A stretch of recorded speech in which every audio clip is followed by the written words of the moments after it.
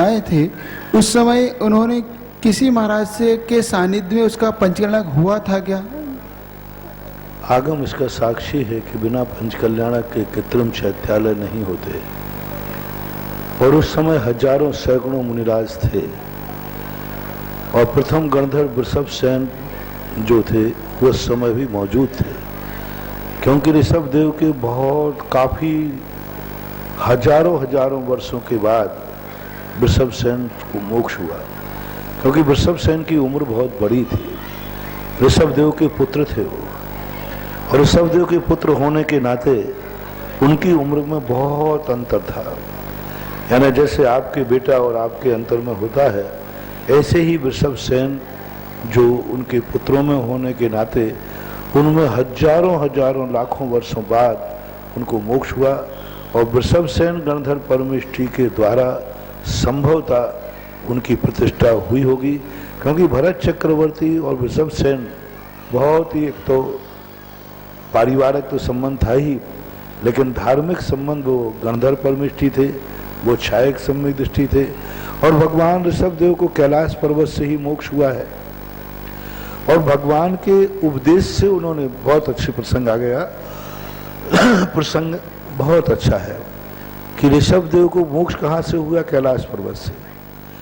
और 24 का जो कैलाश परमाई वो किसके उपदेश से बनाई? ऋषभ देव के उपदेश से नहीं, गणधर परमेष्ठी के उपदेश से। जब ऐसा आता है कि ऋषभ सेन जब भगवान को मोक्ष हो गया तो भरत चक्रवर्ती विषाद को प्राप्त हो गए कि अब मुझे कौन उपदेश दे देगा, कौन मार्ग बताएगा और कैसे कल्याण होगा। तब ऋषभ सेन ने उनको उपदेश देकर के प्रेरणा दी कि भगवान भली चले गए हों, लेकिन यदि स्थापना निक्षेप से भगवान को स्थापित किया जाए तो वही पुण्य कमाया जा सकता है। तो वो जो 24 त्रिकाल 24 कैलाश पर्वत के ऊपर बनाई, वो वृषभ सेन गणधर परमेष्ठी की उपदेश और प्रेरणा से बनाई। विधि भी उन्होंने ही सिखाई, और कोई विधि जानता भी नहीं था, किसी को मालूम भी नहीं था। तो गणधर परमेष्ठी ने जो प्रथम पंचकल्याणक किया होगा वो भरत चक्रवर्ती की 24 का किया होगा, और उन्होंने सारी विधि बताई होगी। इन सारे साक्ष्यों को यदि हम सामने रखते हैं तो उस 24 की प्रतिष्ठा, त्रिकाल 24 की प्रतिष्ठा पूज्यवर गणधर परमेष्ठी वृषभ सेन के द्वारा हुई होगी। आगम में हमें कोई मुनिराज का नाम देखने को नहीं मिला, लेकिन मेरा जो सर्वे है सभी तरफ से उससे लगता है कि वह वृषभ सेन मुनिराज के द्वारा प्रतिष्ठित की गई होगी। बसंत सरिता कोठारी राजस्थान से, मुनिवर के चरणों में नमोस्तु। मुनिवर, आबाधा किसे कहते हैं? आयु कर्म की आबाधा में क्या विशेषता है? कृपया समाधान दे। आबाधा काल कहलाता है कि कोई भी कर्म जब बन जाता है तो उसका एक निश्चित काल होता है कि इसके पहले वह उदय में नहीं आ सकती है कोई भी कर्म प्रकृति। जैसे कोई व्यक्ति के लिए कोई कार्रवाई करना हो तो कहना कि भाई इतना टाइम तो आपको लगेगा ही लगेगा, तो आबाधा काल कहलाता है। जैसे आपने बीज को मिट्टी में बोया तो कम से कम अंकुर आने में इतना दिन तो लगता ही है, तो वो कहलाता है। एक कर्म सिद्धांत का शब्द है कि कर्म जब बांधे जाते हैं तो उनको कितनी जल्दी उदय में लाया जा सकता है, तो ये आबाधा कहलाती है। आयु कर्म की जो आधा वो आबाधा 70 कोड़ा कोड़ी की आबाधा 7000 वर्ष होती है। अंतर कोड़ा कोड़ी की आबाधा अंतर्मुहूर्त होती है। तो इसी हिसाब से जैसे 20 कोड़ा कोड़ी है तो वो मान उसकी आबाधा रहेगी 2000 वर्ष। 70,000 के साथ 70 कोड़ा कोड़ी की 7000। अब उसी हिसाब से आप सभी में लगा लेना चाहिए। आयु कर्म की जो आबाधा होती है उसके संबंध में थोड़ा असाधारण विशेषता है कि जिस समय उनको आयु बंद हो जाता है, आयु बंद होने के बाद जो उनकी शेष आयु बची वही भुज्यमान आयु आबाधा कहलाती है। ऐसा पूज्यवर वीर सेन स्वामी ने श्री धवला जी में लिखा है कि जो जैसे मान लीजिए आज आयु बंद हो गया तो अब वो जितनी आयु बची है वो आबाधा है, उसका अकाल में मरण नहीं होता। श्री धवलाकार स्पष्ट उल्लेख करते हैं कि जो जीव आयु बंद कर लेता है फिर उसका मरण अकाल में नहीं होता, उसको अपनी पूरी आयु जीना ही पड़ेगी। ये आयु के संबंध में विशेषता है। वंदना जैन धमतरी से, मुनिवर के चरणों में नमोस्तु। मुनिवर श्रेणिक का पुत्र जो अभय कुमार हुए वो न्यायवेत्ता थे, फिर भी उन्होंने छल कपट से राजकन्या चेलना को एक विधर्म शासन के साथ विवाह करा दिया। क्या इसमें अभय कुमार दोषी नहीं है? और इसी प्रसंग में रानी चेलना के कोई कर्म का उदय माना जा सकता है? देखो, पाप कर्म जब व्यक्ति मोह में आ जाता है तो मोह कर्म के कारण अपने पिता के लिए वो सब कुछ कर सकता है। या तो चेलना को नहीं रहता तो पिता मरण को प्राप्त होते, क्योंकि सैनिक ने स्पष्ट घोषणा कर दी थी कि यदि चेलना मुझे नहीं मिलती है तो मेरे प्राणांत निश्चित जानो। तो अब व्यक्ति अपने पिता को बचावे या छल कपट को त्याग करे? आप लोग बताओ। यदि आपको अपने परिवार के व्यक्ति को बचाने के लिए झूठ बोलना पड़े तो है, छल कपट करना पड़े तो बोलो ना, बस करोगे। इसी प्रकार से वहां उस समय पिताजी की जो स्थिति थी उस स्थिति को देख करके बड़े बड़े लोगों के लिए करना पड़ा। आज देखो ना, जिस समय भीष्म पितामह को कितना बड़ा करना पड़ा। राजा शांतनु ने एक धीवर की कन्या से विवाह करने के लिए हट कर दी। अब राजा शांतनु कहता है कि मुझे धीवर की कन्या से विवाह करना, नहीं तो मेरा मरण निश्चित है। अब धीवर की कन्या से विवाह करने में उसने शर्त क्या लगा दी कि जो इसका पुत्र होगा वही राजगद्दी पर बैठेगा। तो शांतनु ने बैठ जाएगा। बोले कैसे बैठ जाएगा? आपके ज्येष्ठ पुत्र तो भीष्म पितामह गांगे और प्रथम गद्दी का अधिकारी वो है। अब समस्या गांगे की आ गई, अब कानून आ गया, गांगे ही नियम से गद्दी पर बैठेगा, दूसरी रानी का बेटा नहीं बैठ सकता। और गांगे बैठेगा तो गांगे की बेटा भी बैठेगा। तो उस समय देखो, अपने पिताजी की बात रखने के लिए पिता का निर्णय अनैतिक था, गलत था, बहुत गलत। उसकी तो यदि इतिहास में जाओ तो इतनी बुरी कहानी है कि आज के समय में सुनाने लायक भी नहीं। फिर भी पिता के मोह के कारण से भीष्म पितामह को जिंदगी भर ब्रह्मचर्य व्रत लेने का संकल्प करना पड़ा। देखो, एक बाप ब्रह्मचर्य व्रत नहीं ले पा रहा है और बाप की वासना की पूर्ति के लिए ब्रह्मचर्य व्रत कौन ले रहा है? शांतनु को थोड़ी तो शर्म करना चाहिए कि पहले रानियां थी शांतनु की, यानी रानियों की कमी नहीं थी, उसके बावजूद भी उनकी इतनी बड़ी वासना कि वह और ये नहीं सोच पाए कि मैं बुढ़ा होकर के वासना नहीं रोक पा रहा हूं और बेटा, मेरा बेटा जो भीष्म पितामह है, क्या होगा। लेकिन संसार बड़ा विचित्र है। तो ऐसे कई निर्णय हो जाते हैं। तो अभय कुमार को पिताजी को बचाना मुख्य उद्देश्य था। उस उद्देश्य के कारण से उन्होंने इस छल कपट का सहारा लिया। और महारानी चेलना का कर्म का उदय निश्चित था। बिना कर्म के उदय से कोई भी कार्य नहीं होता है। कर्म का भी उनका उदय तो था ही। कभी उन्होंने ऐसी अनुमोदना की होगी विधर्मी के साथ पूर्व भवों में, कर तो नहीं पाए होंगे, कभी भावना की होगी कि धर्म जाए तो जाए लेकिन हमें फलाना लड़का मिलना चाहिए। और भाव किया हो, देखो धर्म छूटेगा, कर सब कुछ छूट जाएगा, बोले छूट जाए लेकिन हमें वो मिलना चाहिए। उस समय से जैसे आजकल की आपकी बच्चियां करते ना कि हमें तो उसी से शादी करेंगे, बोले मंदिर छूट जाए, आहार छूट जाए, माँ बाप मर जाएंगे, बोले मर जाओ। हाँ, आजकल के छोकरों को भरोसा नहीं, बोले मरते थे तो। मेरे सामने एक बच्चे के माँ बाप आए, उन्होंने कहा बेटा देख, मैं सेल्फास खा के मरूंगा, सुसाइड करूंगा यदि तूने ये शादी कर ली तो, क्योंकि इस प्रकार की मैं शादी हमारे कुल परंपरा में नहीं हो सकती। बोले बेटा ने दो टूक जवाब दे दिया, बोले पापा आपको तो कल मरना कि आज मरना। दो टूक मेरे सामने जवाब दिया। बोले ठीक है, आपको जिंदगी से नीरस हो गए हो तो मर जाओ, लेकिन मैं नहीं बदलूंगा। ऐसा जो कर्म है कभी बंध जाता है और वो कर्म उस समय उदय में आता है जब तुम नहीं चाहते हो, तो कर्म कहता अब तो मैं तुम्हें ऐसा कराऊंगा। दिनेश जैन बेड़ाघाट, अतिशय जैन भोपाल, नमन जैन इंदौर और राजेंद्र जैन जयपुर, इन चारों का महाराज जी एक ही प्रश्न है कि मुनिवर कुछ लोग सांगानेर महोत्सव की बढ़ती प्रभावना के कारण कुछ अनर्गल लाभ कर रहे हैं, आपके जिनालय के बारे में भी कुछ बोल रहे हैं। गुरुवार हम उनके मार्गदर्शन करें, हम उनके लिए क्या कार्रवाई कर सकते हैं? कुछ नहीं कर रहा, अपनी विशुद्धि बढ़ाओ, पॉजिटिव काम करो, कुछ नहीं करना आप तो पॉजिटिव काम करो, सर्वज्ञ भगवान का दर्शन करो और अपने जीवन को धन्य करो। यदि मैंने आज सुबह क्या कई बार कहता हूं, दुश्मन को विरोधी की बात सुनना तुम्हारी मूर्खता है। मैं हमेशा कहता हूं कि दुश्मन मेरी बात सुन रहे हैं, इसका अर्थ है कि मैं बहुत ज्ञानी हूं। और मैं दुश्मन की एक बात नहीं सुनता है, मेरी दृष्टि में भी दुश्मन मूर्ख है। तो तुम मेरे भक्त होकर के तुम्हें कुछ नहीं, अपनी भक्ति करो, कुछ नहीं। देखो क्या होता है, सूर्य निकलता है, संसार में ईर्ष्या कसाय भाव जागते।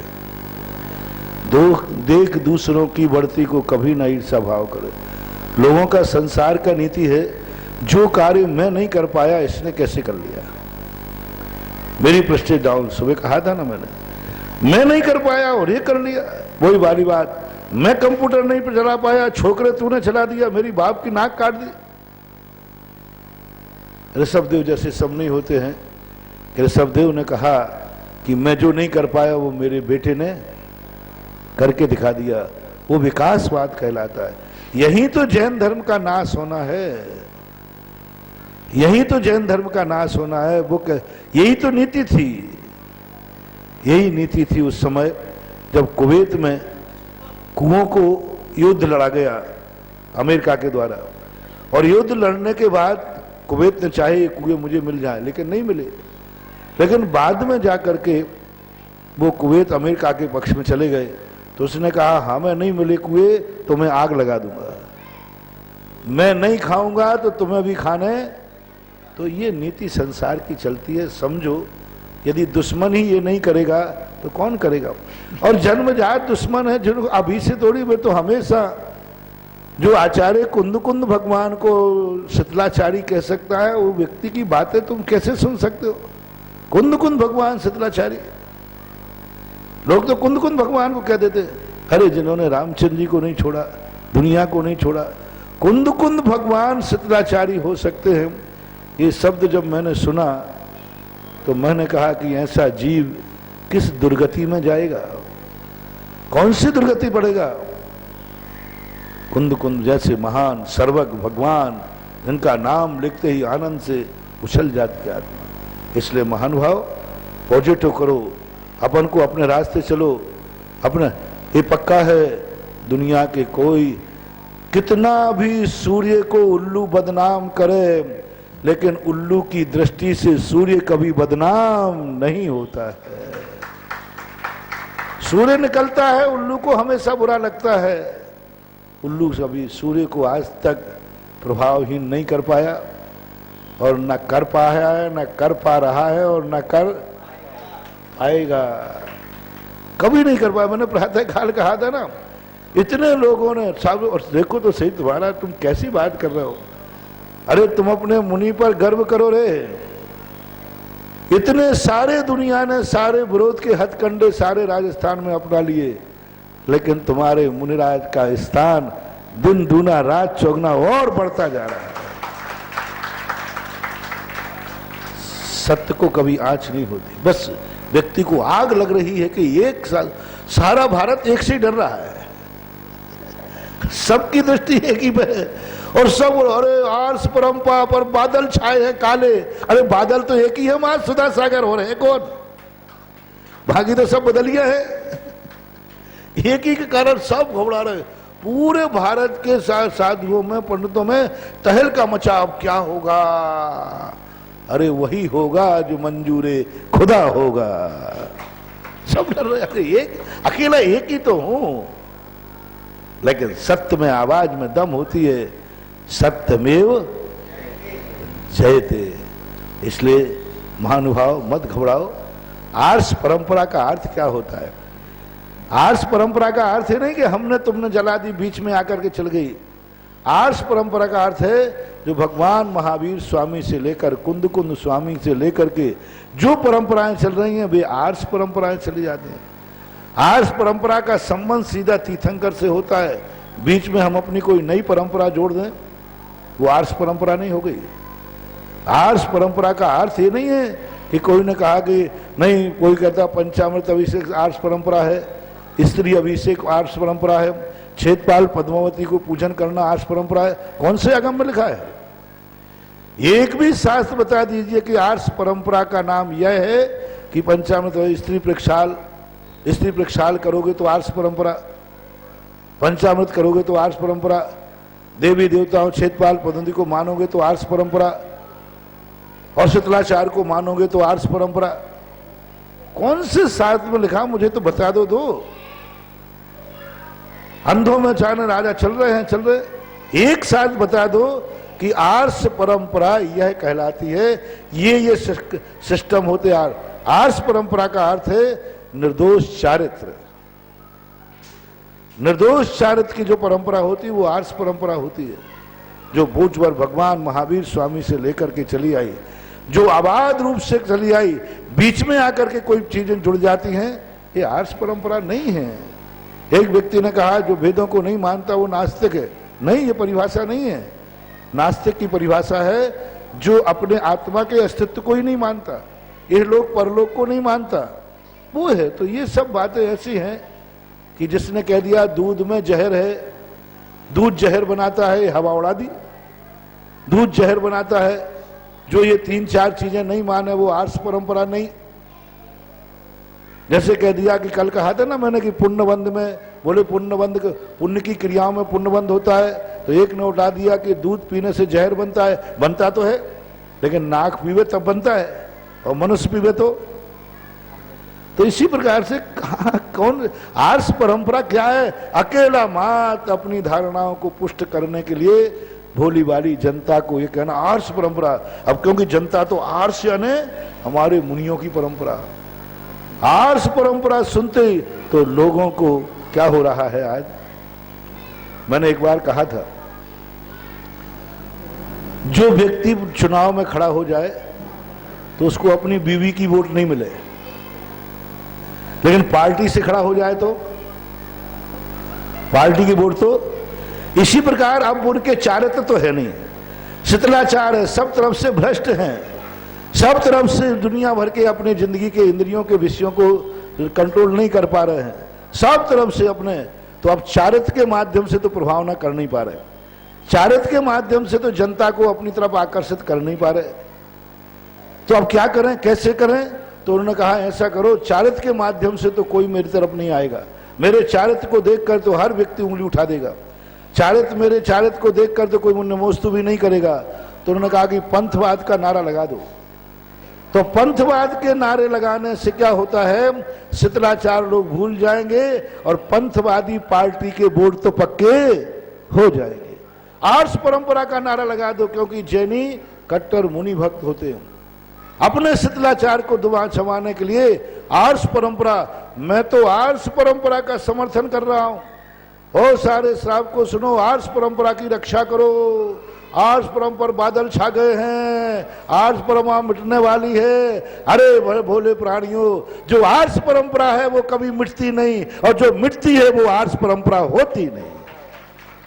मैंने एकदम स्पष्ट कहा था एक दिन, राम तेरी गंगा मैली हो गई पापियों के पाप धोते धोते। जो राम की गंगा है वो मैली होती नहीं, और जो मैली होती है वो राम की गंगा होती नहीं। जो आर्ष परंपरा है उस पर न कभी बादल आए हैं, न आ रहे हैं, और न कभी आएगा। और आर्ष परंपरा पर बादल आ रहा है तो आर्ष परंपरा हो ही नहीं सकती। ये डंके की चोट पर मैं कह रहा हूं, आर्ष परंपरा का अर्थ ही है अविच्छिन्न, अखंड, कहीं से खंडित नहीं होना। कोई दुनिया की शक्ति खंडित नहीं कर सकती। सारे दुनिया के लोग चले आए, सारे दुनिया के साधु आ जाए, आर्ष परंपरा खंडित नहीं हो। जो आर्ष परंपरा पर बादल मंडराना कह रहे हैं, निश्चित समझना वो नकली आर्ष परंपरा है, और नकली आर्ष परंपरा का ही बंडाभोर होता है। नकली आर्ष परंपरा है, असली आर्ष परंपरा को तो कोई बादल नहीं मंडरा रहा। मैं तो असली आर्ष परंपरा को मानता हूं, मैं तो असली आर्ष परंपरा को मानता हूं, और मैं तो कभी नहीं बोलता कि मंडरा रहे। मेरा तो पक्का विश्वास है कि मेरी जो आर्ष परंपरा है वो कल भी जीवित थी, आज भी है और कल भी रहेगा। दुनिया की कोई ताकत इस पर बादल नहीं मंडरा सकते, कोई राहु केतु नहीं आ सकता। भक्तांबर के अंदर कहा है, भगवान सूर्य को तो राहु केतु घेर लेते हैं, लेकिन भगवान आपका जो मार्ग है उसको कोई राहु, या आपको कोई राहु ग्रसित नहीं कर पाता, आपके तेज को। तो मैं भी आर्ष परंपरा का साधु हूं और मेरा दावा है कि जो आर्ष परंपरा है वो कभी बादल नहीं मड़वाएंगे, हमें कोई चेताने की जरूरत नहीं। आर्ष परंपरा वो सत्य है जैसे सूरज का प्रकाश सत्य है, उल्लुओं के कहने से सूरज कभी बदनाम नहीं होता है। इसलिए आर्ष परंपरा के नाम पर अपने शिथिलाचार को, अपने जीवन की कमियों को मत ढांको। आर्ष परंपरा कौन से साथ में लिखी कि ये 4-5 बातें जो माने वही आर्ष है, वही आर्ष है। पंचामृत माने तो आर्ष है, स्त्री प्रक्षाल कराए तो आर्ष है, और ये कराए पुष्प चढ़ाए तो आर्ष है, भगवान को केसर लगाए तो आर्ष है। ये कहाँ लिखा बता दीजिए, कौन से साथ में लिखा कि यही आर्ष है? आर्ष परंपरा है जो मुनियों की आचार्यत्व की परंपरा है, जो अविच्छिन्न रूप से भगवान महावीर से जो मुनियों का चार्य चला रहा है, चार्य चला, ये आर्ष परंपरा है। श्रावकों की आर्ष परंपरा क्या है? जो भगवान समंतभद्र से, भगवान महावीर स्वामी से, समंतभद्र स्वामी से आदि से लेकर के जो 12 व्रत 11 प्रतिमाएं चल रही हैं, ये श्रावकों की आर्ष परंपरा है। श्रावक की आर्ष परंपरा क्या है? सुनो रे भारत के लोगों, इन क्रिया कांडों में कोई आर्ष परंपरा नहीं है। ये तो समय समय पर बादल आते हैं और छट जाते हैं, समय समय पर आते हैं और लोग अपनी अपनी अपना अपना झंडा गाड़ते हैं और चले जाते हैं। ये परंपराएं आई हैं। हुंडा और सरपुड़ी में बहुत सारे दोष आते हैं, हुंडा सरपुड़ी जाते ये सब खत्म हो जाएंगे। आर्ष परंपरा श्रावक की क्या है? उस परंपरा का किसी को खबर ही नहीं। 12 व्रतों से लेकर के 11 प्रतिमाओं तक जो व्यक्ति पालता है, मानता है, वो आर्ष परंपरा का श्रावक है। और 12 प्रतिमा है ना, जो पहली प्रतिमा होती है ना, 11 प्रतिमा से दूसरी 42 प्रतिमा, दूसरी प्रतिमा, ये जो प्रतिमाएं हैं ये है चारित्र, ये है मुनि परंपरा, ये है मुनियों का उपदेश। जब भी तुम किसी मुनि को मानोगे तो आपको आर्ष परंपरा स्वीकार करना चाहिए, यानी 12 व्रतों को, 11 प्रतिमाओं को धारण करना चाहिए, और धारण नहीं कर पाए तो उस पर श्रद्धा करना चाहिए, और श्रद्धा करने का भाव ये रखना चाहिए, हे भगवान जब मेरे प्राण निकले तो मैं 11 प्रतिमाओं में से कोई प्रतिमा लेकर के मरूं, ऐसा भाव जिसमें आ रहा है वो आर्ष परंपरा है। यह है आर्ष परंपरा। इस आर्ष परंपरा पे आज तक न कभी बादल मंडराए हैं, न कभी मंडराएंगे, और ये आर्ष परंपरा कभी नष्ट हुई नहीं है और कभी नष्ट होगी नहीं। तो श्रावकों की आर्ष परंपरा क्या है? चारित्र, जहां से शुरू होता है आर्ष यानी चारित्र, मुनि धर्म। तो ये श्रावकों की और मुनियों की आर्ष परंपरा क्या है? जो 28 मूल गुण की चर्या पूज्यवर भगवान ने, कुंद कुंद भगवान ने कही है, वो 28 मूल गुणों को जो मानते हैं, 28 मूल गुणों को जो मानते हैं, 28 मूल गुणों का जो पालते हैं, 28 मूल गुणों की जो श्रद्धा रखते हैं, वे मुनि 28 मूल गुण पालते हैं, वे मुनि आर्ष परंपरा के मुनि कहलाते हैं। आर्ष परंपरा के मुनि जो जो 28 मूल गुण का निर्दोष पालन कर रहे हैं, वे मुनि आर्ष परंपरा के मुनि कहलाते हैं।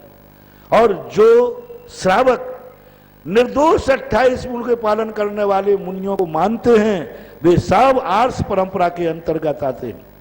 जो 27 मूल गुणों को शिथिलाचार को मानते हैं, जो 25-26 मूल गुणों को मानते हैं, जो ये कहते हैं कि संघनन के अभाव में ये मूल गुणों के दोष लगते हैं, वो अनार्ष परंपरा है, आर्ष परंपरा नहीं। जो ये कहते हैं पंचम काल में कोई यदि शक्ति नहीं है तो एक आध मूल गुण खंडित कर दे, नहीं है तो एसी लगा ले, कूलर लगा दे, नहीं है तो अपनी स्त्रियों को भी साथ भी गलत व्यवहार कर ले, और ऐसी अनार्ष पर, तो ये अनार्ष परंपरा है। स्पष्ट रूप से दुराचार कर रहे हैं, स्पष्ट रूप से अय्यासी कर रहे हैं, स्पष्ट रूप से ऐसो आराम कर रहे हैं, और फिर भी कहते हैं आर्ष परंपरा, फिर भी कहते हैं आर्ष परंपरा। स्पष्ट दुराचार, स्पष्ट शिथिलाचार, इस पर अय्यासी, इस पर ऐसो आराम, बोले पंचम काल है, चलता है। ऐसे साधु जिनकी चर्या सदोष है, जो दुराचार को भी शक्तिहीन मानते, पंचम काल है, जो स्वयं दुराचारी हैं और दुनिया भर के परिग्रह आडंबरों से युक्त हैं, अय्यास में युक्त हैं, फिर भी यदि वो आर्ष परंपरा की बात करते हैं तो नियम से समझना चाहिए ये आर्ष परंपरा नहीं है, ये अनार्ष परंपरा है।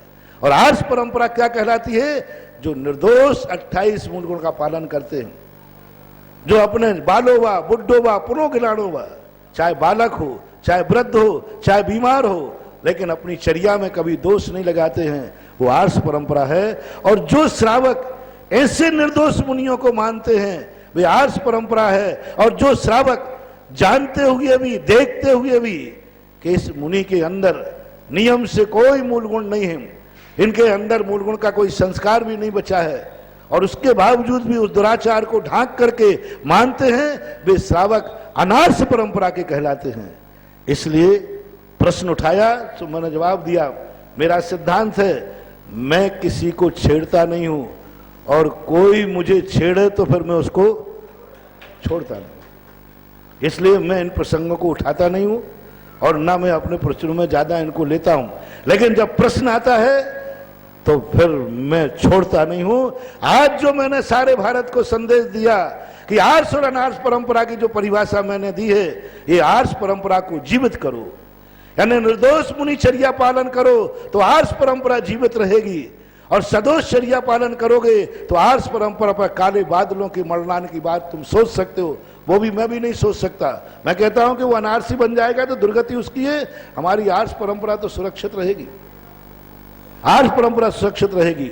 इसलिए और अनार्ष परंपरा के श्रावक सुन लीजिए आप कान लगोल करके कि जो 12 प्रतिमाएं हैं उनको मानो धारण करो, और जो सच्चे मुनि हैं, निर्दोष मुनि हैं, जिनकी चर्या निर्मल है, 28 मूल गुणों से युक्त हैं, उन मुनियों को ही गुरु मानता है, वो आर्ष परंपरा है। और शीतलाचारी मुनि जिनको जान रहा है, देख रहा है, उसके बावजूद ही मानता है, वो अनार्ष परंपरा है, ये आगम की परंपरा। इन 3-4 बातों को लेकर के समाज को बुद्धू बना रहे हो, समाज को भड़का रहे हो, दक्षिण भारत की समाज को भड़का रहे हो, उत्तर भारत की समाज को भड़का रहे हो, कोई पूरब की समाज को भड़का रहा है, कोई दक्षिण की, कोई पश्चिम की, कोई उत्तर की।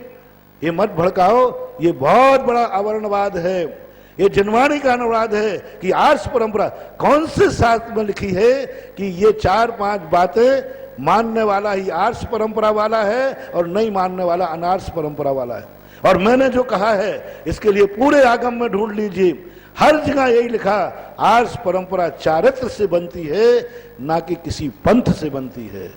प्रश्न किया तो जवाब दिया, प्रश्न आएगा फिर भी और जवाब मिलेगा। मयंक जैन दिल्ली से मुनिवर के चरणों में नमोस्तु। मुनिवर, आपके प्रवचन में एक बार कहा गया था कि भाई बड़े लोगों से कभी सेवा नहीं कराना चाहिए। मेरी जिज्ञासा है कि समाधि मरण तो गुरुओं की शरण और गुरु की गोद में ही होगा, तो ये दोनों बातें भिन्न भिन्न कैसे होगी? सेवा अलग है, समाधि मरण अलग है।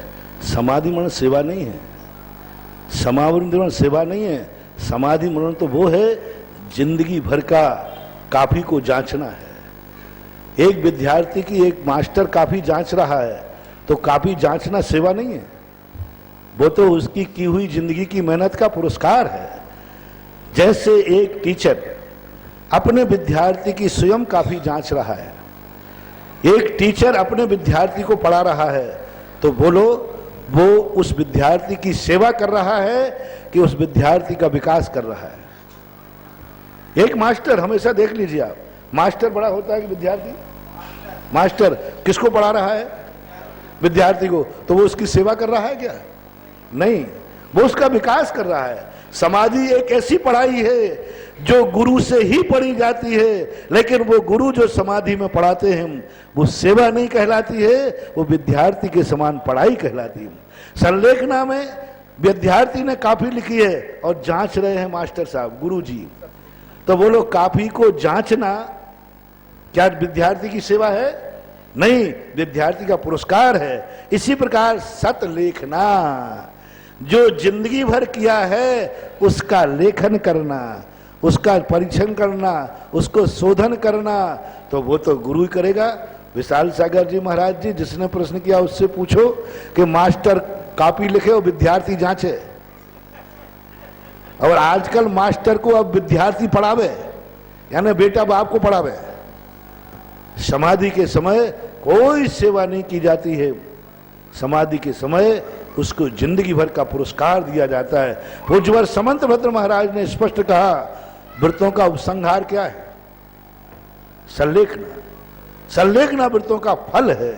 इसलिए अब रही बात कि संलेखना के समय जो सेवा आदि करना पड़ती है, साधु के लिए बीमार हो जाए, औषधि आदि, वो सेवा नहीं है, उसको अपने मार्ग में स्थिर रखने के लिए सेवा है। और जो प्रश्न मैंने प्रश्नों में कहा था वो एक सांसारिक की सेवा है। महाराज भगवान हमें रोटी दे दो, माँ बाप से रोटी बनवाना, कपड़े धुलवाना, यानी उनसे वो कार्य कराना जो स्वयं कर सकते हैं, वो सेवा कहलाती है।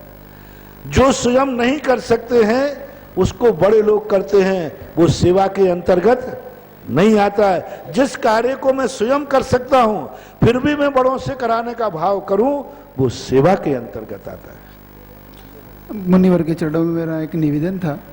मुनिवर, कल से आप विशेष साधना कर रहे 25 तारीख तक, और पूरा संघ भी आपके आशीर्वाद से सेवा संघ साधना कर रहा है। आपसे निवेदन था कि आपने कहा था कि श्रावकों को भी कुछ विशेष साधना और माला आप बताएंगे, तो मेरा निवेदन था कि आप उन्हें भी कुछ बताएं। विशाल सागर जी का, जब से मैं 94 से आया, मुझे तो कमेटी वालों ने जो बताया, मुझे कुछ भी चैत्यालय के संबंध में मालूम नहीं था, और न मैं चैत्यालय निकालने आया था यहाँ 94, और आज भी चैत्यालय निकालने नहीं आया। मैं तो मालवीय नगर के पंचकर्मा करने के लिए आया था, और 94 भी मैं यहाँ कोई चैत्यालय निकालने का मेरा मन नहीं होता, मन था भी नहीं, भाव भी नहीं थे, और ना मैं इन सब चीजों में पड़ता हूं। लेकिन जब समाज ने मेरे से कहा कि हम सबकी भावना है, और वहां की कमेटी ने जो बातें मेरे से कही कि आपको चैत्यालय निकालने के लिए ये साधनाएं, मुझे इतना डराया गया था कि मैं घंटों घंटों आदिनाथ के यहां बैठा था, घंटों घंटों बैठता था। आदिनाथ की बदौलत है कि मैं डरा नहीं, नहीं तो हमारे कमेटी वालों ने तो मेरी हवा खिसका दी थी। और उस दिन भी मैंने साधना, 94 में भी मैं अकेला था, साधना की, और 99 में भी मैंने साधना की। 1 हफ्ते 10 दिन पहले मैं अपनी साधना करता हूं, पूरे मंदिर को अपने हिसाब से व्यवस्थित करता हूं, शुद्ध करता हूं, पूरे मंदिर को एक प्रकार के बंधन से युक्त करता हूं, जैसे हम लोग चातुर्मास में बंधन युक्त होते हैं, सीमा मानते हैं। एक क्षेत्र को, सारे क्षेत्र के लिए हम अपने हिसाब से, जो मेरी मुनिचर्या में बाधक न बने। ये मत समझना कि मैं देवताओं को बस में करता हूं। किसी पुलिस वाले को ड्यूटी दे देना, ये पुलिस वाले की पूजा नहीं है, पूजा नहीं है।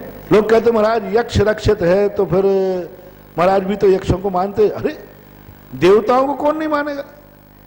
जो यक्षों का अस्तित्व नहीं माने, शासन देवी का अस्तित्व नहीं माने, शेतबाल पद्मावती का अस्तित्व न माने, देवताओं का अस्तित्व न माने, वो तो मिथ्या दृष्टि, शुद्ध मिथ्या दृष्टि। अस्तित्व जो देवों को नहीं माने, शेतपाल को नहीं माने, अस्तित्व, अस्तित्व मानने का पूजा नहीं लेना। अस्तित्व यानी ये हैं। यदि वो कहे कि देवता है ही नहीं, क्षेत्रपाल है ही नहीं, शासन देवी देवता है ही नहीं, ऐसा मानने वाला तो निपट शुद्ध मिथ्या दृष्टि है। तो मैं तो उनको मानता हूं, मेरे सारे काम करते ही वही है।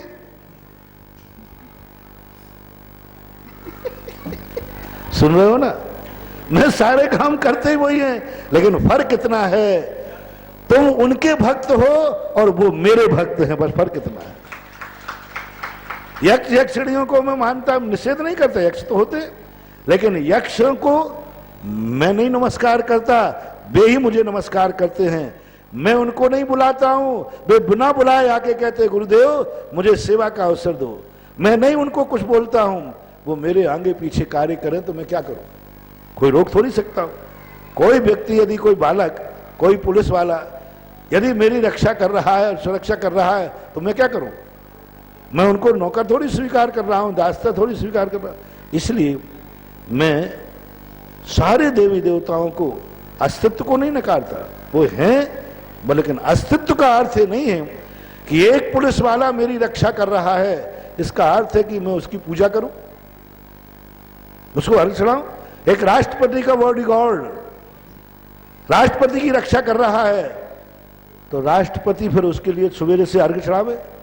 और जो राष्ट्रपति से मिलने गया है गुलदस्ता लेकर के, वो राष्ट्रपति को न चढ़ा के उसी को चढ़ा देवे, क्योंकि ये राष्ट्रपति को बचा रहा है। तो ऐसी स्थिति को लेकर के मैं सारा का सारा अपने जो विधि विधान है, जो कार्य हैं, जिनको जो कार्य ड्यूटी देना है वो दे देता हूँ। और मैंने 8-10 दिन पहले भी अपनी साधना रात भर भी मैं ध्यान में बैठा हूँ। उस समय तो मैं अकेला ही था और जाप आदि ध्यान आदि पूरे करना पड़ते हैं।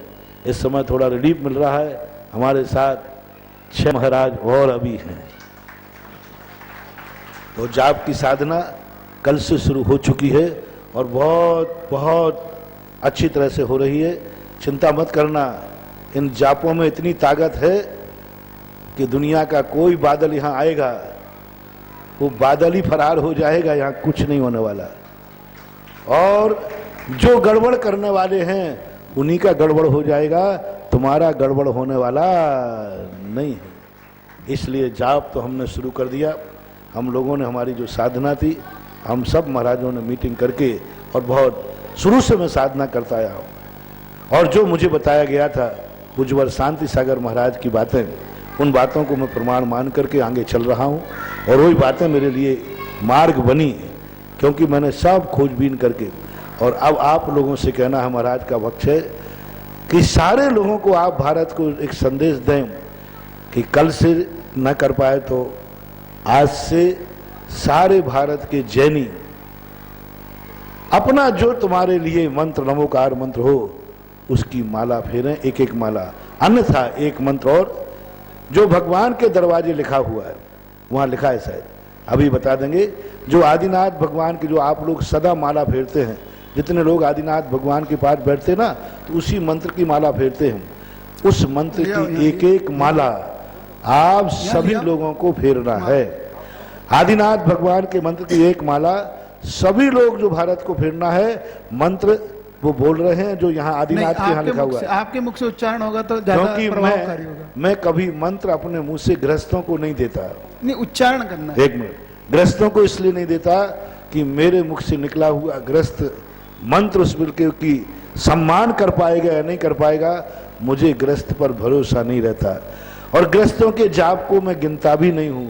लेकिन आपके पुण्य के लिए कि आप भी अभी से पुण्य कमाना चालू कर दें, अभी से उस भगवान के प्रति अपनी श्रद्धा व्यक्त करें, अभी से उस भूगर्भ भगवान में जो 18 साल से अपने आप में एक एनर्जिस्ट होकर के तुम्हारे सामने आएंगे, उनका दर्शन मुझे हो और वो मेरे जीवन में इतने मांगलिक हो जाएं, इतने मांगलिक हो जाएं कि भूगर्भ चैत्यालय के आदिनाथ भगवान का ऐसा आशीर्वाद मिले कि जब तक मैं जिनेंद्र नहीं बनूं तब तक उनका आशीर्वाद मिलता रहे। और ऐसी भावना के साथ आप वो मंत्र बोलिए। मंत्र को आप इनको लिखा दें, है क्या मंत्र? आप सब लोग ध्यान से सुने। ओम ह्रीं श्रीं क्लीं ऐं अरहं आदिनाथ जिनेन्द्राय नमः। सर्व विघ्न शांतिं कुरु कुरु स्वाहा। एक बार दोबारा सुने। ओम ह्रीं श्रीं क्लीं ऐं अरहं आदिनाथ जिनेन्द्राय नमः। सर्व विघ्न शांति कुरु कुरु स्वाहा। ये मंत्र वहां लिखा, आप वहां से पढ़ लिख लेना सब लोग। और सभी लोग नहीं हो तो इसके ऊपर एक मंत्र दिखा दो जिससे सबको भारत पता चल जाए। ये फोटो ले लो उसकी, कल कर दो, कल दे देना, ठीक है। चले अब अपने वीर सागर जी महाराज हैं, वो अपनी शंका रखते। पूज्य मुनि श्री जी के चरणों में कोटि नमस्ते। महाराज श्री, जब मुनि महाराज के लिए 6 आवश्यकों में स्तुति और वंदना आती है, जो मुनि महाराज सारे घर बार को छोड़ चुके हैं, परिग्रह विकल्पों को छोड़ चुके हैं, उनके लिए आचार्य भगवंतों ने कहा कि दिन में प्रतिदिन आपको स्तुति और वंदना करना है, तब उसका कल्याण हो पाएगा। मुनि महाराज, तो फिर श्रावकों के लिए स्तुति वंदना का निषेध क्यों किया जाता है? उसे हे दृष्टि से पूजा करने के लिए क्यों कहा जाता है? ये उनकी अज्ञानता है। बिना भगवान के भक्त बिना मुनिराज की भी गति नहीं है। मुनिराज को भी भगवान की स्तुति और वंदना करना पड़ती है। गृहस्थ के लिए पूज्यवर कुंदकुंद स्वामी ने, पूज्यवर वीरसेन स्वामी महाराज ने स्पष्ट रूप से कहा, दान पूया मुखो सावो धम्मो। और परमार्थ प्रकाश में श्री योगेंद्र स्वामी ने कहा स्पष्ट, जो श्रावक अथवा मुनि अपने आवश्यकों का पालन नहीं करता है वो महापापी है। महापापी शब्द का प्रयोग किया परमार्थ प्रकाश के अंदर। जो अपने आवश्यक पालन नहीं करता, यानी श्रावक के आवश्यक क्या है? देव पूजा, गुरु पास्ति, स्वाध्याय, संयमतः, दानम चेति, निष्ठानाम, षटकर्माणि दिने दिने।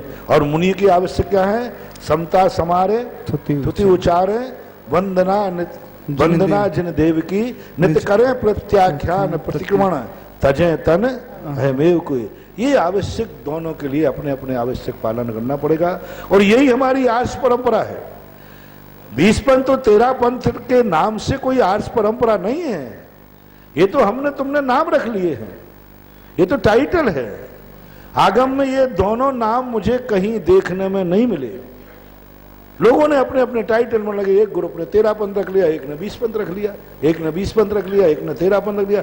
ये तो अपने ग्रुप जैसे पार्टी होती ना, एक ने बीजेपी रख लिया, एक ने कांग्रेस रख लिया, और कोई असंतुष्ट हो जाए तो जनता दल, फिर एक जनता दल आ जाएगा, एक सापा आ जाएगी, एक मापा आ जाएगी, एक माकापा आ जाएगी। कितनी होती हैं? तो ये सब पार्टियां हैं बंधुओं, ये राष्ट्र नहीं है। ये राष्ट्र नहीं है, ये राष्ट्र की अपने अपने, जिसको हमारा 4 व्यक्तियों का ग्रुप मिला, हमने उस ग्रुप की एक पार्टी का नाम रख लिया। तो ये जो पंथ है अपने 4 समुदाय के लोगों के विचारों का एक ग्रुप है। आर्ष परंपरा ये ना 13 पंथी अनारसी है। लोग कहते 13 पंथी अनारसी है, 13 पंथी कहते 20 पंथी अनारसी है। तो ये आक्षेप बंद करो। ना 13% अनारसी है, ना 20 पंथी अनारसी है। सच्चा चारित्र जो पालता है और मानता है वही सच्चा आर्ष परंपरा है। इसलिए अपने भगवान की सच्चे मन से षड आवश्यक पालन करो। यह श्रावकों की आर्ष परंपरा है।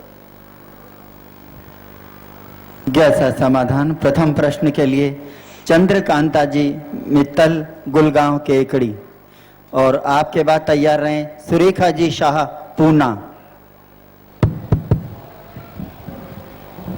मेरे गुरुवर के चरणों में त्रिकाल नमोस्तु नमोस्तु नमोस्तु। महाराज जी, महाराज जी, आप आपके प्रवचनों में हजारों बार ये बता चुके कि माँ ही बच्चे को सबसे पहले संस्कार देने वाली होती है। हम भी मानते हैं और इसको मतलब जीवन में देखा भी है। लेकिन मेरे माता पिता को अपनी माँ की सूरत भी याद नहीं है।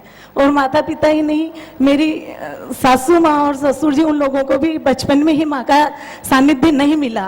पर फिर उन्होंने हमको, लौकिक हो चाहे धार्मिक हो, कैसे हम लोगों को वो संस्कार दिए, और उनका ऐसा क्या पाप कर्मोदय था जो उनको ऐसे माँ का सानिध्य नहीं मिला। और ऐसे गुरुवर के चरणों में हमको लाके उन्होंने बिठा दिया। संस्कार किसी की बपौती नहीं है। माँ बाप मर जाने के बाद यदि कोई परिवार का कोई भी सदस्य संस्कार दे सकता है।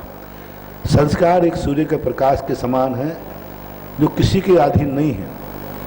उस जिसकी आंखें होती हैं वो ग्रहण कर सकता है। माँ बाप को तो इसलिए कहा जाता है कि प्रथम अधिकार माँ बाप का है कि वो संस्कार देवे। और माँ बाप की छाया उठने का अर्थ एक ही होता है, कभी उन्होंने माँ बाप का अनादर किया होगा, माँ बाप को रुलाया होगा, कभी माँ बाप के जीवन में ऐसी बद्दुआ उसने अपने मन में दी होगी कि माँ बाप मुझे ठीक नहीं है। मैं बहुत बार प्रश्नों में बता देता हूँ कि बच्चे अनाथ क्यों होते हैं, क्योंकि वे माँ बाप को इतना दुखी दे देते हैं कि जिस समय माँ बाप को भाव आता है कि हे भगवान, ऐसा बेटा तो मेरे यहाँ नहीं होता तो अच्छा था, ये भाव जिस पिता को आ गया, नियम से उस बेटे को अगले भाव में अनाथ होना पड़ेगा, क्योंकि उसने माँ बाप को इतना दुख दिया कि माँ बाप उससे परेशान हो गए। सुरेखा जी शाह पूना, और आपके बाद तैयार रहें चयन जैन रानीपुरा। मेरे गुरुवर नमस्तु नमस्तु नमस्तु। महाराज जी, में एक छोटी सी शंका है कि अपने जैन मंदिर में कई ठिकाने, कई स्थानों पर प्रवेशद्वार पर गणेश की मूर्ति रहती है। प्रवेशद्वार के ऊपर सब व्यवस्थाएं हैं, सामाजिक व्यवस्थाएं रही हैं, सामाजिक स्थितियां रही हैं। इन संबंधों में आपको ज्यादा उपयोग नहीं करना चाहिए। ये सामाजिक सौहार्द है, सांप्रदायिक सौहार्द है, हमारे भारत की अखंडता का प्रतीक है। बैठिए। चयन जी जैन रानीपुरा, आपके बाद तैयार रहें पदम चंद जी जैन मानसरोवर। नमोस्तु महाराज जी। महाराज जी, जिस प्रकार एक मच्छर को, एक सांप को मारना हिंसा है, उस प्रकार जब सेना एक आतंकवादी को मारती है महाराज जी, तब वो भी तो एक हिंसा है। दोनों ही हमारे लिए, हमारे परिवार के लिए हानिकारक है महाराज जी। क्या? नहीं, सांप तुम्हें मारने तो नहीं आया, आतंकवादी तो मारने आया। नहीं महाराज जी, मच्छर भी तो हमें काट के मार सकता है महाराज। नहीं, काटने नहीं आया, वो तो भोजन लेने आया है। आतंकवादी भोजन मांगने थोड़ी आया, तुम्हें मिटाने आया है। बहुत बेटा अच्छा प्रश्न है, लेकिन प्रश्न को समझो। आतंकवादी पाने नहीं आया है, मिटाने आया है। और मच्छर मिटाने नहीं आया है, पाने आया है। मच्छर के अंदर भोजन करने का भाव है, तुम्हें दुख देने का भाव नहीं है। और आतंकवादी में उसको कुछ नहीं चाहिए है, वो तो तुम्हें दुखी कर रहा है। और सांप कभी तुम्हें दुख देने के लिए दुनिया में नहीं है, वो चाहता भी नहीं कि मैं दुख दूं, लेकिन अब वो तुम्हें उसको परेशान करोगे तो वो काटेगा। इसलिए आतंकवादी और मच्छर, आतंकवादी से मच्छर बहुत श्रेष्ठ है। उस मच्छर को मेरा आशीर्वाद है। नमस्ते महाराज।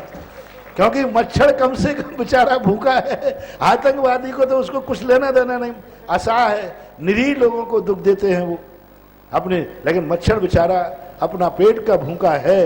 इसलिए हमारे प्यारे, ओ बेटा मेरे प्यारे, मच्छर को इतना मत कोसो। मेरा प्यारा मच्छर आतंकवादी नहीं है, और आतंकवादी तो मच्छर से भी भयभीत है। श्री पदमचंद जी जैन, मानसरोवर जयपुर, और आपके बाद तैयार रहें मंजू जी छाबड़ा जयपुर। महाराज जी नमोस्तु नमोस्तु नमोस्तु। महाराज जी इष्टोपदेश ग्रंथ के अंदर 16 नंबर की गाथा है, त्यागाय श्रेयस्य वित्तम वित्त संचिनोति। प्रश्न करिए, उसमें गाथा मत बोलो। महाराज जी उसमें यह है कि धनोपार्जन के लिए, मतलब दान पूजा के लिए धनोपार्जन उचित नहीं है, त्याग के लिए संग्रह उचित नहीं है।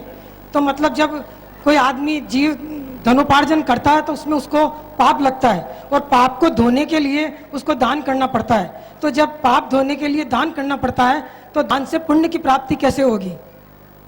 बहुत अच्छी बात है। आप स्नान करते हैं तो गंदगी धोने के लिए करते हैं ना? हाँ। तो गंदगी धुलते ही आप 16 के कैसे हो गए? गंदगी, आपने गंदगी धोई है कि शुद्ध बने हो? शुद्ध बने कि गंदगी धोई है? गंदगी धोई थी तभी शुद्ध तो बने। शुद्ध कैसे बन गए? तो गंदगी धोंगे बस तो एक ही चीज है। हाँ। तो जहां जहां हमारा पाप का निषेध किया जाता है, दान से हमने पाप को धोया है, यानी हमने अपने पुण्य की, यानी आत्मा की पवित्रता को प्राप्त किया है। कपड़े में से हमने मैल निकाला है कि साफ किया है? क्रिया क्या हुई? साफ किया। मैल धोने के लिए मैल निकाला है, तो मैल निकलते ही कपड़ा क्या हो गया? साफ हो गया। साफ। बस यही है कि जब हमने धन कमा के पाप किया है, तो धन के पाप को हमने दान से धो दिया, तो मेरी आत्मा पवित्र शुद्ध हो गई। सीधी सी बात है। महाराज जी वो ज्ञानशाला के प्रोग्राम में रतनलाल जी बेनाड़ा ने बताया था कि दान देने से पुण्य की प्राप्ति तब होगी जब आपके पास यदि कोई पुराना धन है और आप उसको दान देते हो तो ही पुण्य की प्राप्ति होगी, वरना नहीं होगी। हाँ, वो इसलिए कहा होगा हाँ। कि कोई दान के लिए पाप ना करे।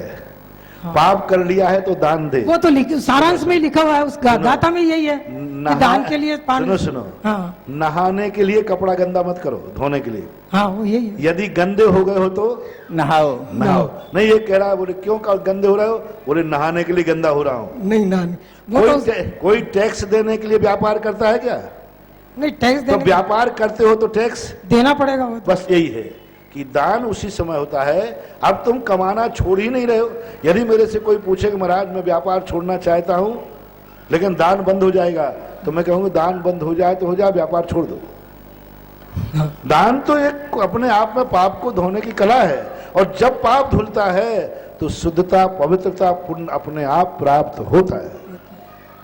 ठीक। मंजू जी छाबड़ा जयपुर, और आपके बाद तैयार रहे निर्मला जी जैन जयपुर। सभी गुरुवरों के चरणों में मेरा बारंबार नमोस्तु नमोस्तु नमोस्तु। महाराज जी, सत्ता और महासत्ता में क्या अंतर है? ये अभी अपने स्वाध्याय में आया दोपहर में। सत्ता और महासत्ता में क्या अंतर है? द्वैत और अद्वैतवाद क्या है? द्वैत और अद्वैतवाद। द्वैतवाद अद्वैतवाद। सत्ता और महासत्ता में अंतर ये होते हैं, सत्ता पर्टिकुलर होती है, हमारी सत्ता है, इनकी सत्ता है, तुम्हारी सत्ता है। सब जीव सत्ता सब पयत्ता, यानी प्रत्येक जीव की सत्ता स्वतंत्र होती है। और जब सबकी सत्ता को मिलाकर के एक दृष्टि से देखा जाए तो उसको महासत्ता कहते हैं। जैसे अपनी अपनी सत्ता से स्वयं चतुष्टय देखा जाए, लेकिन संसार के सभी जीवों को शुद्ध निश्चय नय से, बहुत अच्छी बात है, व्यवहार नय से देखा जाए तो सत्ता प्रतीत होती है, और निश्चय नय से देखा जाए तो महासत्ता प्रतीत होती है।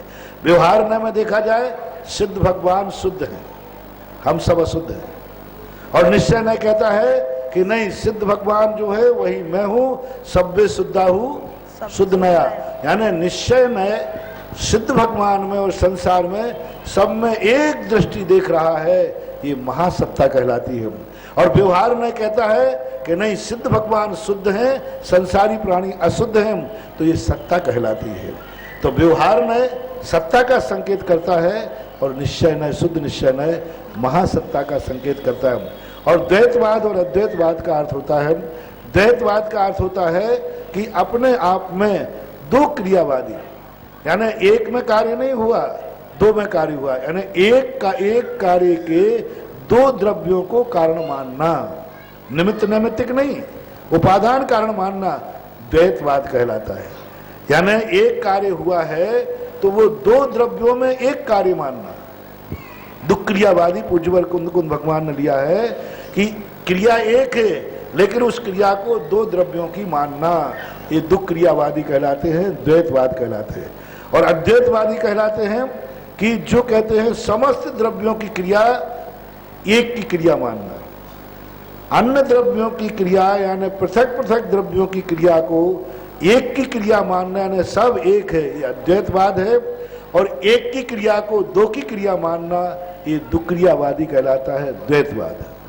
नमोस्तु महाराज जी, नमोस्तु। निर्मला जी जैन जयपुर, और आपके बाद तैयार रहें सौरभ जैन गुड़गांव जयपुर। पूज्य गुरुवर के चरणों में बारंबार नमोस्तु। महाराज जी, 94 से जब से आपके दर्शन किए हम देखते आ रहे हैं कि जब भी कोई आपकी प्रशंसा करता है तो आपकी नज़र झुक जाती है, लेकिन जब कोई आपका विरोध की स्वरूप बात करता है तो आपके चेहरे पे चमक आ जाती है। और जबकि हमारे साथ उल्टा होता है, हमारी कोई बुराई करता है तो हमें बहुत बुरा लगता है, और प्रशंसा करते हैं तो हम खुश हो जाते हैं। तो इतना ही अंतर नहीं रहेगा तो तुम और मेरे में अंतर क्या है? यही तो अंतर है। मेरा तो सिद्धांत सब, मैं तो साधु का लक्षण ही मानता हूं, जहां प्रशंसा की बात आए वहां दृष्टि झुकना ना चाहिए, और जहां निंदा की बात आए सीना तान करके खड़े हो जाना चाहिए। ऐसा हम क्या करें? जब उपसर्ग आते हैं साधु अडिग बैठ जाता है, स्थिर हो जाता है। जब मान लो संकट आ गया, उपसर्ग आया, साधु स्थिर हो जाता है। और जब साधु की पूजा होती है तो साधु यूं बैठता है। साधु की पूजा और आरती होवे, ध्यान रखना, साधु पूजा और आरती में यूं बैठे, हाँ मजा आ रहा है, हाँ। समझ लेना वो साधु है ही नहीं, स्वादु है। और निंदा के समय यदि मस्तक झुक जाए तो समझ लेना गड़बड़ मामला है। तो जब संकट आवे तो साधु तीना तान करके ध्यान में बैठता है, और जब उसकी पूजा और आरती उतारे तो गर्दन झुका के बैठता है। यह साधुता का लक्षण है, और ये लक्षण आप में जिस दिन आ जाएगा उस दिन तुम भी यारी का बन जाओगे। नमस्ते गुरुवर, नमस्ते गुरुवर, नमस्ते। बंधुओं, भूगर्भ स्थित यक्ष रक्षित जिन बिंबों का अलौकिक अमृत सिद्धि जो दर्शन महोत्सव 19 से 25 जून को होने जा रहा है, उसकी सानंद संपन्नार्थ पूरे भारत में सैकड़ों जगह शांति विधान के आयोजन बहुत बहुत आनंद के साथ संपन्न किए जा रहे हैं। बंधुओं, पूरे भारत में आप कहीं भी हो, इस शांति विधान की प्रक्रियाओं को सतत 19 तारीख तक ही नहीं रोकें, 25-26 तक निरंतर चालू रखें। और जो मंत्र अभी दिया है उसका जाप हर श्रावक बंधु अपने घर में करें। मैं प्रश्न के लिए आमंत्रित कर रहा हूँ। लोगों को कितना लोग, इसी से तो लोग परेशान है, जलते हैं कि महाराज एक बात माइक से बोलते हैं सारा भारत मान लेता है। अब ये तो अपने अपने विश्वास की बातें हैं, क्योंकि लोगों को मालूम चल गया ये राजस्थान ऐसे नहीं मान रहा है भारत, इसने मेरे बहुत सैंपल भरे हैं। अब लोगों को विश्वास हो गया कि महाराज के मुख से जो निकला है वही मेरे जीवन के उत्थान का कारण है, इसलिए लोग मान लेते। अब मैंने एक दिन सहज शांति विधान की बात कही, सारे भारत में सैकड़ों हजारों लाखों विधान हो गए, लाखों विधान हो गए। और एक महीने से अभी बागड़ में कहा ना, उस दिन से निरंतर प्रतिदिन शांति विधान चल रहा है। यानी कितना रोजाना। सारे लाखों लाखों विधान पूरे भारत में हो चुके, करीब 15 दिन हो गए। बस अब सारे भारत को मेरा कहना है लाखों लाखों जाप और कर डालो, तो जो आनंद मुझे भूगर्भ चैत्यालय का मिला, जो वरदान मुझे भूगर्भ चैत्यालय का मिला, जो वरद हस्त मेरे लिए भूगर्भ चैत्यालय का है, वही वरदान आप लोगों को भी मिलेगा जो अपने भगवान के दर्शन करने के लिए इस माला की जाप करेगा। जाओ। सौरभ जैन दिल्ली, और अंतिम प्रश्न के लिए तैयार हैं JK जैन टोंक। नमोस्तु गुरुवर। मेरा प्रश्न यह है कि अन्य धर्म के अनुसार ज्योतिष में अगर किसी ग्रह में अशांति होती है तो उसको देवता मान के पूजा जाता है, जैसे शनि ग्रह को शनि देवता माना जाता है, तो ये जैन धर्म के अनुसार मिथ्यात्व है। और किसी भी ग्रह की शांति सांसारिक दुख को हटाने के लिए ही की जाती है। तो अगर जैन धर्म के अनुसार तीर्थंकर भगवान को किसी ग्रह का स्वामी मान के पूजा जाता है तो ये मिथ्यात्व होगा? देखो, बहुत गलत है। मिथ्यात्व एक परिभाषा अलग है। हमारे यहाँ किसी चीज को मिथ्या जब ही कहा जाता है जब विपरीत माना जाए। वो शनि या शुक्र या बृहस्पति कोई कुछ किसका बिगाड़ते ही नहीं है, वो तो एक थर्मामीटर है, एक संकेत है।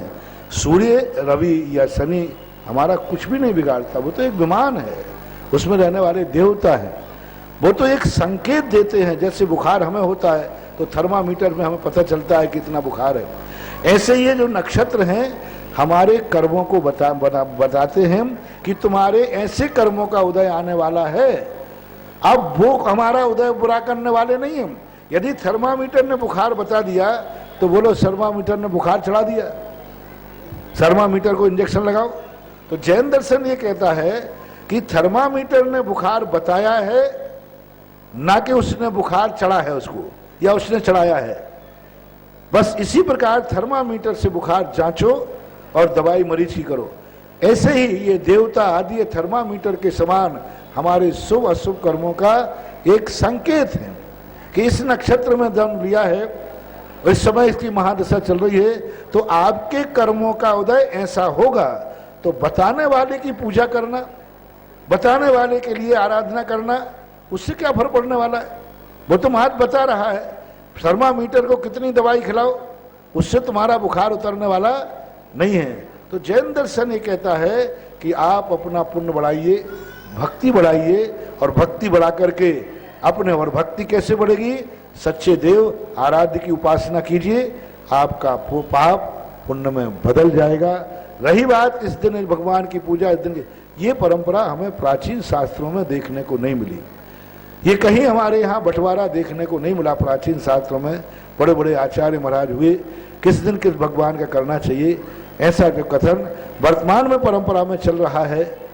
वर्तमान में आज इसका प्रचार ज्यादा हो रहा है कि मुनि सुब्रतनाथ पूरे महीना भर खाली बैठे रहते हैं, बस अमावस्या आई और उनके दिन तलातल है, और उसमें शनि अमावस्या और पड़ जाए पर, और 1 महीने तक खाली भगवान बिल्कुल रेस्ट कर रहे, आराम में। कोई एक आदि भक्त आ जाए तो ये बात हमें समझ में नहीं आती कि अकेले मुनि सुब्रतनाथ का अतिशय शनि अमावस्या के दिन ही क्यों, बल्कि मुनि सुब्रतनाथ की मूर्ति अतिशयकारी है तो वो पूनम के दिन भी अतिशयकारी है, तो अमावस्या के दिन भी अतिशयकारी है। अंतिम प्रश्न के लिए श्री JK जैन टोंक। पंचम काल में चतुर्थ काल वाली चर्या वाले श्री गुरुवर के चरणों में त्रिबारु नमस्तु नमस्तु नमस्तु। महाराज श्री, वर्तमान में आपके तपोबल से, आचार्य श्री के तपोबल से 23 तीर्थंकरों की जन्मभूमि उत्तर प्रदेश में या भारत भूमि में बेचारे मूक पशुओं की थोड़ी सी रिलीफ मिल रही थी उनको बूचड़ खानों के वजह, लेकिन उसके पहले ही विरोध शुरू हो गया। कुछ लोग ये हमारी स्वाद की, हमारे खाने पीने की पे आज़ादी है, कुछ लोग इनको काट के कर रहे हैं, कुछ लोग कह रहे हैं से लोग बेरोजगार हो जाएंगे, वह कसाईयों का क्या होगा? कृपया मार्गदर्शन करें। देखो, अपने अपने सोच और विचारधारा होती है। हर व्यक्ति जब स्वार्थ की दृष्टि से सोचता है, तो एक डाकू जब स्वार्थ की दृष्टि से सोचता है तो परिवार को उजाड़ के चला जाता है, लूट के चला जाता है, मार के चला जाता है। वो ये भी नहीं सोचता है कल इस परिवार को खाने को क्या मिलेगा, इसने कितनी मेहनत से धन कमाया। मार के चला जाता है, वो ये नहीं सोचता कि इसके बच्चे अनाथ हो जाएंगे। स्वार्थ की जब दुर्गंध आती है व्यक्ति के अंदर, तो वो ये नहीं सोच पाता है कि इसके मारने से इसके परिवार का क्या होगा। एक धन का लोभी व्यक्ति 1500 रुपए के लिए किसी को मार देता है, उसका पूरा परिवार असहाय हो जाता है। तो इसी प्रकार से ऐसी विचारधारा वाले कुछ लोग होते हैं जो अपने स्वार्थ के लिए इस प्रकार का सोचते हैं, जो परमार्थवादी, मानवतावादी, जो मानव के रूप में देवता होते हैं, वो कहते हैं कि नहीं, जैसा मुझे जीने का अधिकार है ऐसा ही पृथ्वी पर दुनिया के हर प्राणी को जीने का अधिकार है। कोई हमें मारकर यदि रोजगार चलाए तो कैसा होगा? क्यों ना मनुष्यों को मारकर रोजगार चलाया जाए। जब रोजगार ही चलाना है तो रोजगार चलाना है, रोजगार चलाने के लिए कोई जरूरी नहीं कि मांसाहारी हो। एक व्यक्ति ने कहा कि यदि हम जानवरों को नहीं खाएंगे, सूकर को, तो कितने दुनिया में बढ़ जाएंगे। तो मैंने कहा खाना ही तरीका नहीं है। जब देश की जनसंख्या बढ़ने लगी तो सरकार ने क्या किया? ये कहते थे कि खूब जनसंख्या बढ़ेगी, जितनी जनसंख्या बढ़ेगी उनके मार के खाते जाओ, भोजन भी हो जाएगा, जनसंख्या भी कंट्रोल में रहेगी। जो ये बता रहे हैं कि मांसाहारी लोग मुर्गे को, बकरे को, सुअर को नहीं मारेंगे तो इनकी संख्या कितनी हो जाएगी। तो यदि भारत देश या विश्व की जनसंख्या बढ़ रही थी तो ये नीति होना चाहिए थी कि इससे ज्यादा संख्या बढ़ेगी उनको मार करके खा लिया जाए, जिससे दो काम होते लोगों के पेट भी भरते, पैसा भी आता है। लेकिन ये तरीका तो नहीं निकाला ना मानव राजदानों ने। क्या तरीका निकाला? जनसंख्या बढ़ाने के लिए परिवार नियोजन कर लिया। तो मैं उन मांसाहारी लोगों से कहना चाहता हूं जो इस बात से चिंतित हैं कि यदि जानवरों को नहीं खाया तो सारी पृथ्वी जानवर से भर जाएगी। अरे खाने की अपेक्षा सारे जानवरों का परिवार नियोजन करा दो तो जनसंख्या भी घट जाएगी, तो मांस भक्षण से बच जाओ। मैं परिवार नियोजन का समर्थक नहीं हूं, लेकिन जैसा स्वार्थ तुमने मानव की भीड़ बढ़ने, मानव की जनसंख्या बढ़ने के लिए आपने क्या कुशल तरीका निकाला? परिवार नियोजन। कत्ल खाना क्यों नहीं निकाला कि 60 साल से जो ऊपर होते जाए उनको निपटाते जाओ? जैसे निकाल लिया कि कोई पशु विकलांग हो गया, कोई पशु बूढ़ा हो गया तो उसको मार के खा जाओ। तो क्यों ना 60 साल के बाद के लोगों को ये क्यों नहीं चलाया? इससे सिर्फ है कि ऐसे लोगों की जो विचारधारा है वो एकांकी है, स्वार्थपूर्ण है, पक्षपात है। ये मानवीय लक्षण नहीं, ये दानवी लक्षण है। जनसंख्या को रोकने के अनेक तरीके होते हैं, उनसे भी रोका जा सकता था। और रोजगार कमाने के बहुत सारे तरीके होते हैं, यही रोजगार का तरीका नहीं। जिनका ऐसा सोच है वो सोच उनका निगेटिव है, निंदनीय है, आग्राह्य है। नमस्ते भगवान। जिनवाणी स्तुति। जिनवाणी के ज्ञान ते सूझे लोकालोक, शोभाणी मस्तक धरु सदा दे तो।